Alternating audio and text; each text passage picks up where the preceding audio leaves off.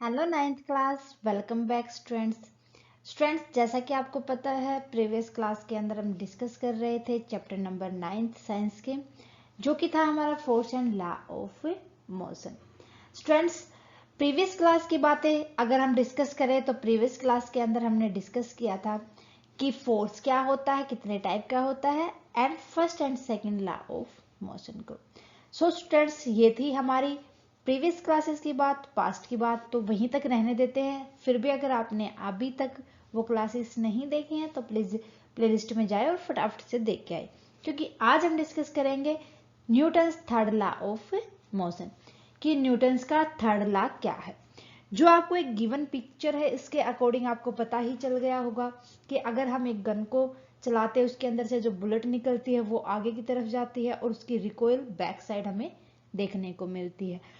ये बंदा है जो जंप कर रहा है नाव से फुटपाथ के ऊपर जो वुडन की बनी हुई है, तो नाव पीछे की तरफ क्यों जाती है।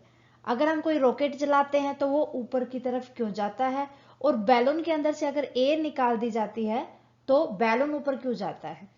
सो स्टूडेंट्स, ये है overall Newton's third law of motion. करते हैं आज की क्लास स्टार्ट हमारी बिना टाइम वेस्ट किए हुए।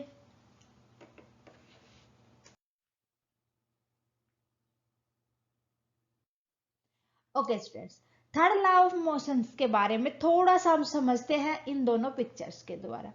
Students, third law of motion कहता है कि जब कोई इंसान चलता है ना, तो वो जो अर्थ है उसको पीछे की तरफ धकेलता है, पीछे की तरफ धकेलता है। यस स्टूडेंट्स, इट्स राइट कि जब हम चलते हैं तो हम क्या करते हैं, सरफेस को पीछे की तरफ धकेलते हैं, तभी हम आगे चल पाते हैं। जो हमने धरती को पीछे की तरफ धकेला है और हम चले हैं, हमने एक्शन लगाया है, एक्शन दिया है हमने जो अर्थ थी, अर्थ को, सरफेस को। सो सरफेस को तो दिया है एक्शन।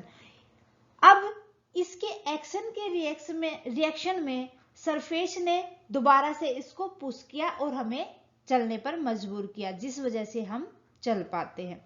ये है स्टूडेंट हमारा थर्ड लॉ ऑफ मोशन कि हम जो चलते हैं, हम अपने आप को आगे नहीं धकेलते, बल्कि जिसके ऊपर चलते हैं उसको पीछे धकेलते हैं, तब हम आगे जाते हैं, और जो एक्शन का रिएक्शन है उस वजह से हम चल पाते हैं। ओके, सेकंड एग्जाम्पल आपके सामने है स्टूडेंट्स, आपको पिक्चर में दिख रहा है कि ये लड़का स्विमिंग कर रहा है। स्विमिंग करते हैं, हर कोई जानता है कि स्विमिंग करते टाइम पर हम पानी को पीछे की तरफ धकेलते हैं। ओके, तभी हम आगे चल पाते हैं। पानी को पीछे की तरफ धकेलना ये एक्शन होता है। अब पानी रिएक्शन में हमें आगे की तरफ धकेलता है। जब हम आगे चलते हैं पानी में, तो वो पानी का रिएक्शन आता है हमारे ऊपर, जो हम आगे चल पाते हैं। तो ये था स्टूडेंट्स हमारा थर्ड लॉ ऑफ मोशन। मेरे ख्याल से आपको यहीं से क्लियर हो गया होगा। करते हैं, देखो, अकॉर्डिंग टू इट, अब हम इसका थ्योरेटिकल पोर्शन पढ़ते हैं। According to it, for every action there is an equal and opposite reaction, कि Newton third law of motion के अकॉर्डिंग जो एक्शन होता है ना हमारा हर चीज के ऊपर, जितना हम एक्शन देते हैं उतना ही उसके अपोजिट में हमें रिएक्शन मिलता है, उतना ही अपोजिट में रिएक्शन मिलता है। अब देखो, एक्शन होगा जब गाड़ी चलाते हैं तो टायर पुश करते हैं रोड को। अब रोड क्या करेगा, इसके रिएक्शन में वो गाड़ी को, टायर्स को धक्का देगा, ठीक है, इसीलिए गाड़ी आगे चलती है। इसी तरीके से आपने देखा है कि रॉकेट में आप गैस के कारण वो उसको पुश करता है, और फिर जो गैस होती है वो रॉकेट को आगे की तरफ बढ़ाती है, ठीक है।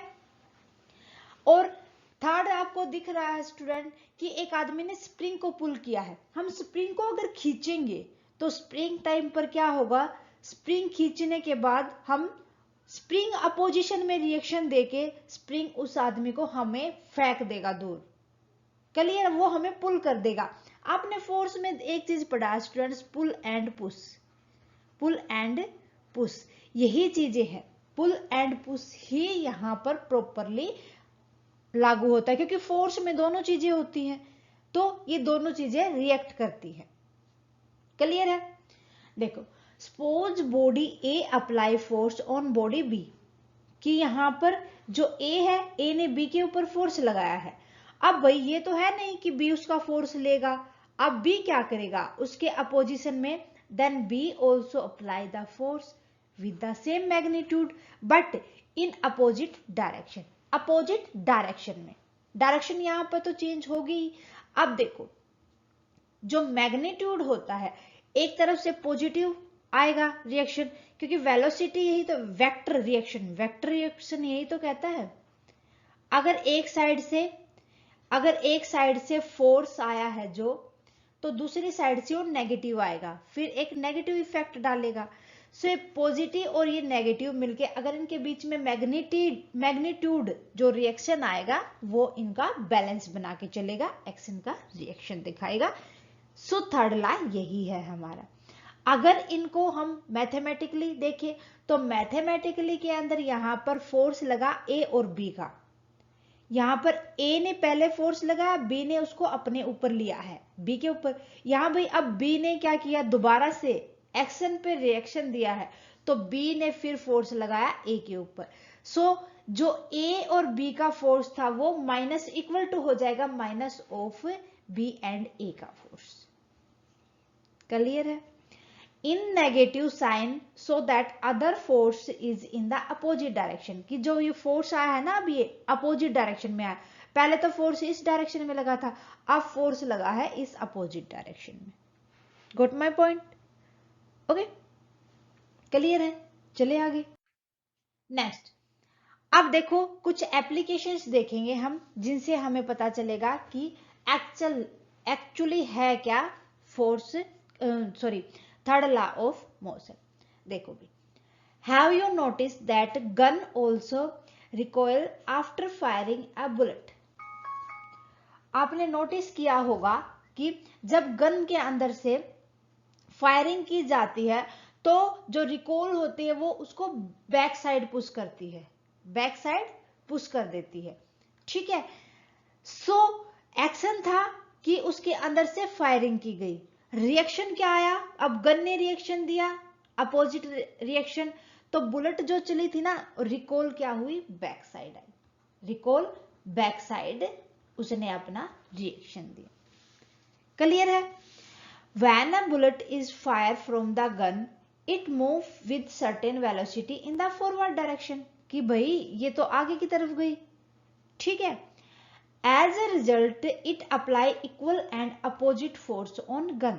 तो यहां पर जैसा कि हमें पता है थर्ड लॉ ऑफ मोशन के अकॉर्डिंग यहां पर दोनों साइड से अब फोर्स लगेगा।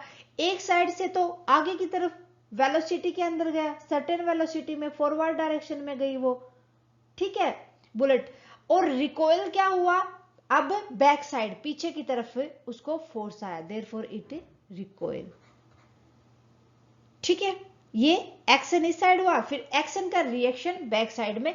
आपने कभी फायरिंग के टाइम पे देखा होगा कि मूवीज वगैरह में ही क्यों ना देखा हो आपने कि जब फायरिंग होती है ना ऐसे गन पीछे की तरफ आती है, सो पीछे की तरफ ये रिकॉइल के कारण ही आती है, क्योंकि फोर्स ने क्या किया, उसको बुलेट को तो आगे भेज दिया, रिकॉइल ने क्या किया, गन को पीछे की तरफ लेके गई। Got my point? बढ़े आगे। Another important application is how we walk. हमें पता है स्टूडेंट्स, मैंने आपको फर्स्टली ही बताया था जब पॉइंट को क्लियर करना था कि थर्ड लॉ ऑफ मोशन है क्या। जब हम चलते हैं ना, ग्राउंड के ऊपर चलते हैं, तो जो हमारे फिट है वो ग्राउंड को बैकवर्ड पीछे की तरफ पुश करते हैं। सो अब इसके एक्शन के रिएक्शन में अब जो ग्राउंड वो क्या करेगा, दोबारा से रिएक्ट करेगा, एग्जर्ट करेगा ग्राउंड अपना रिएक्शन, इस वजह से हमारे फिट आगे की तरफ वॉक कर पाते हैं। Okay, when we walk on the ground our foot push the ground backward and in return the ground push our feet forward. कि अब हमारे पैर ने क्या किया, ग्राउंड को तो पीछे की तरफ धकाया और ग्राउंड ने एक्शन के रिएक्शन में हमारे फिट को आगे की तरफ फॉरवर्ड उसको पुश किया। सो देखो फिट ने तो किया बैकवर्ड, अब जो ये तो था एक्शन जो हमने पीछे की तरफ धकाया, और जो हम आगे की तरफ चले ये आया रिएक्शन ग्राउंड की तरफ से। Okay, so the forward reaction is exerted by the ground. अब जो फॉरवर्ड रिएक्शन दिया गया वो किसके द्वारा एक्सर्ट किया गया है? ग्राउंड के द्वारा। On our foot which make us walk forward, जो हमें आगे की तरफ चलने को फोर्स करते हैं।